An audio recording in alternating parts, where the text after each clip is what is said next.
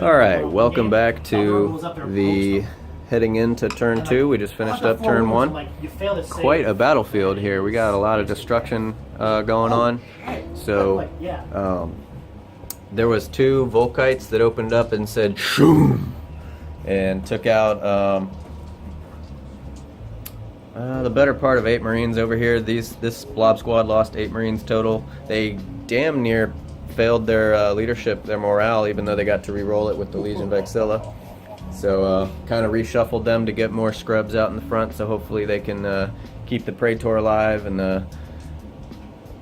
they have his Warlord trait lets their army get -1 to their reserve rolls. So the heavy bolters, they lost a model to some plasma and bolters over here, and snipers, yeah. And then the Vindicators opened up and took out a few TAC Marines there, and lost a Vindicator to a Scorpius shot, who also did some work to take out the 8 total Marines that squad lost. The Land Raiders moved up, Assault Marines taking cover behind them. Levi's out of range. Land Raider here was able to this Land Raider was able to put 2 hull points on that Marhar Gal. This one got immobilized by Plays grav tank. That. Sad face. What else happened over here? We traded pot shots and did a couple wounds to each other. Beyond that, it's Cool. I see some dice over there. So we're all close combat over here. So this was the first phase before. Yeah. The So storm. Before the storm. Yeah. we'll bring you a recap at the bottom of turn 2 with no doubt what'll be a pretty exciting psychic phase and maybe even some combats. All right. We're gonna dice off a really important roll here. Headquarters do not count. Okay. And say that if a headquarters has joined a unit, then the drawback of him being a little sissy and not being able to be singled out is he also can't score an additional point when he gets in that deployment zone. So 2 points. at the end of game turn 2, then how many points do Custodes and Death Guard score? And by Custodes and Death Guard, I mean Custodes. The Custodes / Death Guard loyalists have scored 2 points. Scored 2 points by being in their deployment zone. And then to recap game turn 2, so we had some more guys move up on this flank, which has almost entirely collapsed.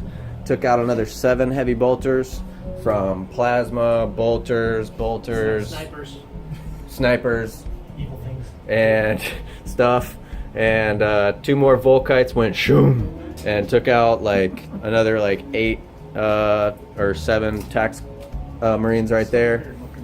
And the Land Raider here gets hot from the psychic phase. Did anything else of note happen in the psychic phase? You got Cursed Earth off. And that's it. And, Okay. and his malediction, and he tried to melt over here, but I said no. Okay, so My psychic phase has been ineffectual so far. yeah, there's been a little bit of bad luck with reserve rolls and summoning so far, just with scattering and Emperor protects. the Emperor's been protecting. Levi moved up. He didn't get anything in range. His assault squad moved up. Their goal in the game is to stay alive since they're scoring unit. These Land Raiders both moved up and are trying to deposit some Terminators next turn. The what's the special name of the Thousand Sons Terminators?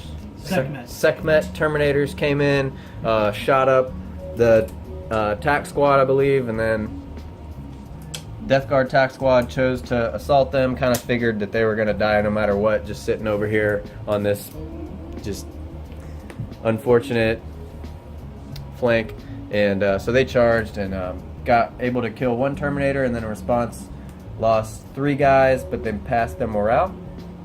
So they're looking at staring down the barrel of a Margal, 2 Contemptors, and 2 TAC squads, and then a Scorpius back there. So it's definitely, what did y'all call it? The ringer? Revolving door. The revolving door is in effect. The revolving door phenomenon. The left flank is taken by Custodes, and the right flank is collapsing to Word Bearers and Thousand Sons. And we'll bring you back a recap at the end of turn 3.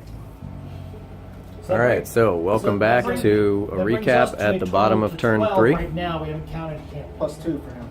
We just did. 3 because they count as scoring. I counted it 1, 2. Oh, We just did a bunch of math Remember. and numbers. Oh yeah. So we scored 4 last turn, right? 2. All We right. scored 2 last turn. I have to use one of my dice. Give we scored 2 last We time. scored 2 last turn, and we're up to 14. we're up to 14. Death Guard and Custodes have 14 points, and y'all scored how many last turn? 8. They scored 8 in 1 turn, and it's about to be the top of turn 4, and they'll go again. And what's game length? 5 variable. 5 variables. So, but to recap the turn, so the score right now is 14-8, but a lot of stuff happened. This whole flank collapsed. Heavy bolters are dead. There's 1 Vindicator left. Some Demonettes came in right there.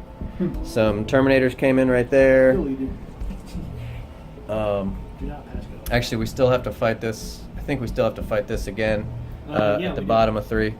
And the Praetors trying to hold out. Got another glance on a Contemptor. Ran the Death Shroud up. Pulled them out to score. Got the Assault Marines to assault a Margal, which the Custodes took care of for them. And so that gave them a couple of extra inches to get into scoring range. Grave Wardens got out and took care of the Demonettes with their Flamers. Levi turned around. He got some good shooting and was able to pick off 1 Terminator, but couldn't do anything in assault. Custodes took care of the rest of the Dreadnoughts over here, and then they're basically all scoring now. Additionally of note, what's this character's name? The anti-psyker? The anti-psyker, she's Sister Knight Oblivion. So Sister Knight Oblivion has arrived, is in the building, and so she helps out against all the psyker action. Much to the chagrin of some of the psychers on the table.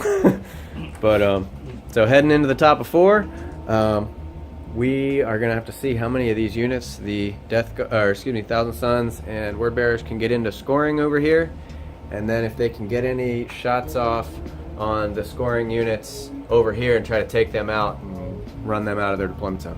We'll bring you back a recap at the end of 4. All right, bringing you the recap at the bottom of turn 4. Heading into what might be the last turn with variable game length. So first off, we got to discuss, I don't even know what to we do. checked back. Reading is good. We like it. Indications. And we found out that the points that you score in the opponent's deployment zone, 2 for a scoring unit and 1 for each denial unit, is actually at the end of the game. Yo. So it doesn't impact our tactics that much. We're still just, going headlong into the opponent's deployment zones here. See all those Custodes in the far corner, and then all these demons, Word Bearers, and Death Guard jumping into this corner over here. So not going to speculate on, and then all these scoring units as well. Not going to speculate on what that score will be at the end, but so far we each have 1 Warlord, right? So we've both scored 1 point for that. Attrition is still in play, which is going to go 1 point to the side that kills the most units. So this whole flank moved up. A lot of firepower and psychic mind bullets hit on those Grave Wardens. They're standing strong. They took like 3 casualties to shooting and psychic, and then 1 in combat. They were able to catch Warlord with a power fist attack that got a little bit lucky, and got 1 guy holding strong in combat over there. We didn't do anything, so we're locked in. Both Contemptors did not make a charge against that Land Raider. In return, he moved up. He tank shocked a unit instead of shooting. Against the advice of the Imperial Guard. Against the advice of the Emperor, because my Death Guard are used to being traitors. So it's ingrained.